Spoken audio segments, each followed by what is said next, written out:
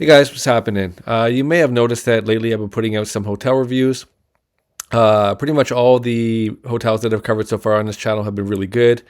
Well, in reality, of course, every now and then you're going to get a bad one, okay? So today I may help some people out and just kind of give people a warning about this place right here. It's called Neu Suites Residence KLCC by Five Senses. Five Senses is a management company. So actually, first off, this kind of presents itself like a hotel. It's not a hotel. It's kind of like more like an Airbnb. It's a residential building, residential property. And then Five Senses is a management company that I guess handles the bookings for whoever owns the unit. Okay, so right off the bat, there's a few differences between a residential property and a hotel. At a hotel, when you arrive, you walk up to the front desk, they check you in, and off you go to the room, right, to relax. At this place, you walk to the front desk, you explain that you booked on Agoda. You're going to have to basically try to get a hold of the management company or the owner or whoever it is you're dealing with. I think it's just a representative for this Five Senses management company. The process for me from the time I arrived at the place to the time I got checked in took about an hour. Just messaging back and forth, waiting for a response. They're very unresponsive. And then when you finally get things settled, I had to go on a little bit of a hunt for the key, right? So there's a mail room. The security will give you some information on how to find the key in the mail room. Bit of an ordeal, not the end of the world, but definitely a lot more complicated than just, a regular hotel where they just pass you the key and then off you go. Okay, now another difference between this and a hotel is this place will ask you for a security deposit of 200 ringgit, okay? Some hotels do that, but most of the time they don't. So when you check in, again, they're going to ask you for a 200 ringgit deposit. Now they asked me to do that. I didn't do it because, well, I had cash, but I had it in Thai baht. I didn't have ringgit at the time. And I never want to give these places deposits. I always try to talk my way out of it. So I think they thought that I was just going to do it after. So they allowed me to check in without giving the money, which I'm very grateful for. And I'll show you why. I should have read reviews more thoroughly before booking this place. But now that I had this experience, I wanted to see what other people are saying. So I'll flip this over here. And this is the first page of the reviews. This guy ranked it an 8.8 excellent, but I have no idea why, because here he just says complain in quotations here. And then he said he didn't get his deposit back. So not sure what's going on there. If I go to the next page, dirty room, no refund of deposit. So this guy didn't get his deposit back either. And a lot of people seem to be saying that. If I take it over here to the Google reviews and click this here, first review by a guy named Corey. This is a collection of Airbnbs managed by a collection of different groups. The counter staff are great, but try to get a resolution to a problem and forget about it. So he's not happy. This guy here, scam, do not stay here. They will steal your security deposit. So, I mean, a lot of people seem to be saying the same thing, enough so that I personally would never give them a security deposit, and I'm glad I didn't. So I'm sure some people get it back, but just the fact that they have so many complaints leads me to believe that it's a little bit sketch. Also sketch is this 8.8 out of 10 total review on Agoda and this 4-star.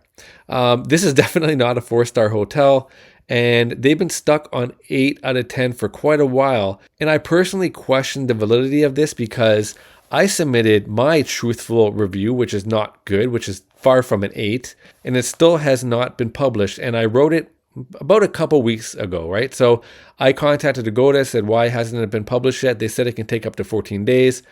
I think we're probably beyond 14 days at this point, but I'll keep looking. But just the fact that, whenever I write a positive review on Agoda, it gets published within a day. I wrote my first negative one a few weeks ago and it's still not up. So I'm not sure what's going on here, why this place has such high reviews. And I personally know that my negative review is not showing up, okay? And it's Agoda preferred. I don't know why Agoda would prefer this property when they're getting so many complaints. And I've complained to Agoda about this and they agreed with me. They agreed that, actually, you know what? I'm going to show you the state of the room before I mention my experience with Agoda, okay? So when I arrived, after waiting an hour at the lobby, I finally made it to the room. I opened the door. The bed was not made. The sheets were dirty. The towels were used and on the floor. There was no toilet paper in the bathroom. And the bathroom ceiling had it here. I'll just show you the picture of it. This was the bathroom ceiling, a huge hole, all sorts of water damage. And when you have water damage, obviously that comes with potential mold issues. And when you have mold in your room, obviously that's quite unhealthy. So this is what the ceiling in the bathroom looked like So I'll minimize that. And then, yeah, just like I said, just use towels on the floor. I should have been taking a video. This is before I decided to do any hotel reviews at all. Actually, this is what kind of made me want to do hotel reviews, because stuff like this needs to be exposed. And the places that do it right, they need to be promoted more, right? Because this experience showed me that a lot of the times these rankings cannot be trusted, right? Because this place as an 8 and a 4-star, very, very deceiving. Okay, now I mentioned Agoda. I complained to Agoda. They agreed that, the bare minimum that one should expect when they arrive at a hotel is clean bed sheets and clean towels, right? And maybe some toilet paper in the bathroom, obviously. Well, they didn't provide any of that. And after 1 hour of trying to communicate with the guy to get some clean bed sheets, I just basically got ignored. So I had to leave, and I left and I found a different place to stay.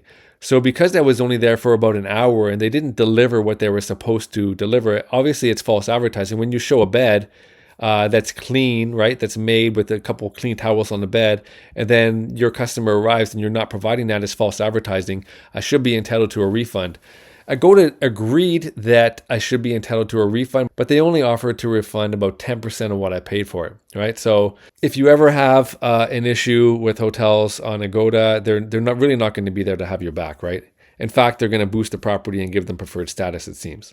Okay, so this is just a quick overview of my personal experience with the Neu Suites Residence KLCC. By the way, this is not near the Petronas Towers. It's not near KLCC Mall. It's not a very good location whatsoever. It's a few stops past, and even in relation to the station, it's quite a walk. It's not convenient to go there.